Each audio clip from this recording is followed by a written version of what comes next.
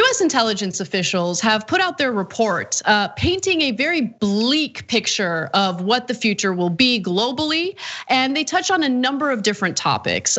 There are, of course, the negative ramifications of the pandemic, how that will impact people. They also talk about foreign policy related issues and climate change. Now, when it comes to this report, they say that the effects of the pandemic will linger and could shape future generations' expectations of their governments, particularly as a warming world leads to new human conflicts, including, in the most dire scenario, global food shortages that spawn mass violence. And by the way, there's currently a lot of data indicating that the West is going to experience additional severe droughts. We've had very little rainfall over the winter. And so we should consider not just food shortages, but the water wars, because they're coming. So I agree with them on this take. But then they get into the foreign policy area and mainly discuss China. The report sees the international stage as largely being shaped by a rivalry between China and the United States along with its allies. No single state is poised to become the dominant global force, and competing powers will jockey for position, leading to a more conflict-prone and volatile geopolitical environment. I want to bring you in immediately, Nando, because it's begun. And I don't know, I've just been more sensitive to rhetoric regarding China because we know how US policy on trade has essentially disempowered workers here, has led to more income and wealth inequality in this country. And so we did this, like we played a huge role in China's rise. And then now there's all this Cold War rhetoric going on. So can you unpack that for the audience? Yeah, the intelligence report is not wrong. The only thing that the intelligence community is missing is what the role of the United States is in all of that, all of those problems, including the geopolitical competition with China. I mean, this is why all the stuff that you hear about China and how evil and bad they are is so politically disastrous from our end, because it whips people into a frenzy and it prevents the most important thing that we need to do with China, which is to collaborate with them to stop climate change. And that's the number one issue when it comes to China. Like I don't care about 5G or technology or supposed human rights abuses and things like that. Like really, like we don't have no ability to influence the internal affairs of China on those fronts. We really don't. Not like, I mean, in any meaningful way. We could put some sort of certain little pressures here and there, but like we really don't have any meaningful way of influencing internal events in China. So the only thing we do have a chance to is to establish cooperative links with them to stem the flow, the progress of climate change in some way. I mean, it has to happen. China and the United States are the two biggest emitters in the world. The United States is still by far the largest emitter per capita in the world. So obviously we have a lot to answer for on that front. And then beyond that, in terms of like the this idea that there's going to be food shortages and water shortages, all of which are 100% true.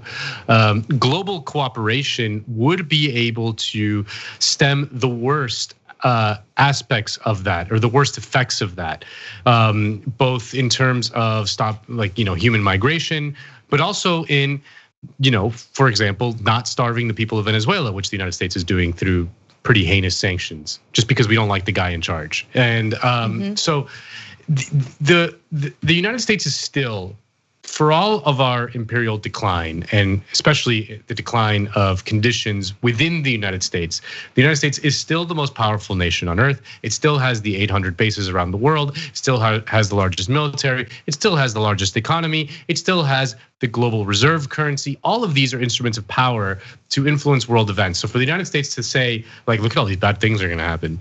Bad things are coming. What are we going to do about it? Well, there's a million things you can do about it. You're still the most powerful country. Like, do something about it.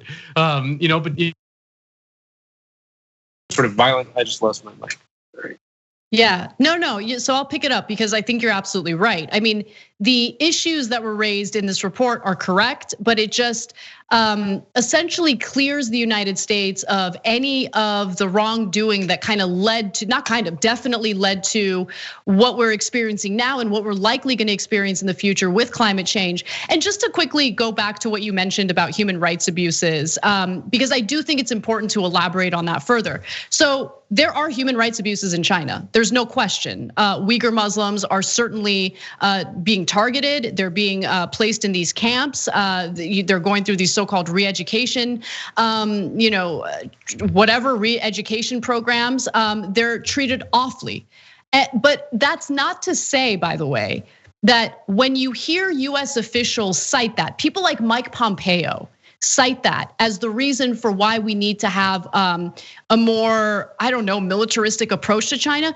They don't actually care about Uyghur Muslims. They don't care about Muslims in this country. They certainly don't care about Muslims in Middle Eastern countries that we've completely destroyed. And there's obviously a double standard in the rhetoric that's being used by government officials in regard to the genocide in Yemen, right? Which we're helping with, versus what's happening in China. What's happening in China is awful.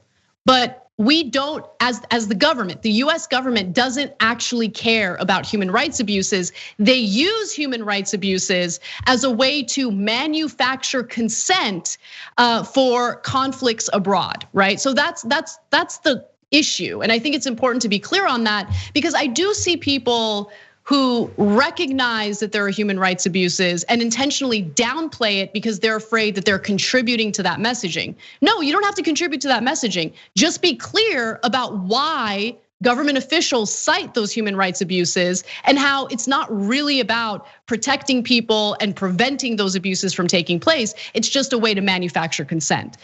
So there's that. And then the other thing, you're absolutely right, Nando, we do need to cooperate. But I think this pandemic has made it clear that even in a giant crisis where you need everyone to be healthy, you need to combat this pandemic by ensuring that everyone, not just in the United States, not just in Europe, but throughout the world gets vaccinated. We can't even do that because we have moneyed interests who want to prevent that from happening. Yeah. It's just, yeah, go ahead.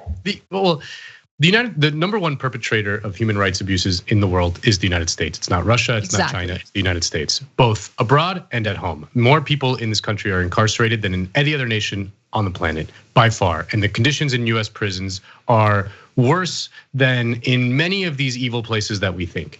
Not let alone what's going on in the border, which God knows what the hell's going on in there, because we journalists are not allowed to see what's going on inside these border patrol installations. Not to mention, like you meant, the genocide in Yemen, which is more heinous than anything China or Russia or any of these bad countries has done in recent years. Not to mention, like what you just mentioned about the coronavirus vaccine, in which we are all getting vaccinated, willy-nilly, but we are blocking lifting up the patent restrictions on the vaccine so that other countries can get vaccinated. I can't think of a more evil thing, that we're protecting profits of private US pharmaceuticals after giving them huge amounts of money in public funds to develop the research on the vaccine. And now we are protecting the patents for those US pharmaceuticals like Pfizer and Moderna and all these things in order to protect their profits, instead of just giving away the vaccine technology to every nation on earth, which is what we should be doing because we live in a global economy and we need all these people to be vaccinated as soon as possible. They're not even asking us to give them vaccines. They're asking us to take the technology from the vaccines so that they can develop them themselves, build them themselves, however they want, so that they can get vaccinated. We're blocking that at the World Trade Organization. So I have zero patience for members of the mainstream media and politicians and powerful people in the United States who decry human rights abuses from some bad country they don't like. I have zero patience for it. Until you can clean up your house, don't tell other people how to live their lives. It's just that's a very basic moral principle for me. I'm sure there's bad stuff is happening all over the world. There's countries that are doing bad stuff all over the world. The number one bad actor is the United States. This has been true for at least half a century. If everyone just listened to Jordan Peterson and cleaned their own room before acting, things would be better. Things would be better. People are saying, hey everyone, As you all know, coronavirus has been pretty devastating for people's personal finances. The inaction in Congress, or the very little relief that was provided by Congress, unfortunately didn't do much to help small businesses that were really, really hurt by being forced to shut down in order to slow the spread of coronavirus. There are 100,000 small businesses that have been closed since the pandemic began. Some of you might feel helpless, but luckily there's this wonderful initiative known as the COVID Rescue Fund. So all you need to do is go to covidrescuefund.org and you'll learn more about how you can donate or how you can vote and promote your favorite small business. And really the whole point here is to offer generous grants to help these small businesses. The COVID Rescue Fund crowdsources up to $100,000 for each individual grant. So we're not talking about a small amount of money. You know, I've seen small businesses in my community shut down, and these are small businesses where I had relationships with the owners, and to watch them lose everything that they've worked so hard for has been absolutely heartbreaking. I really wanted to do something then, and I'm happy to see that there's an initiative that could help people get involved now. Go to covidrescuefund.org and donate. Let's come together and bring back as many small businesses as possible.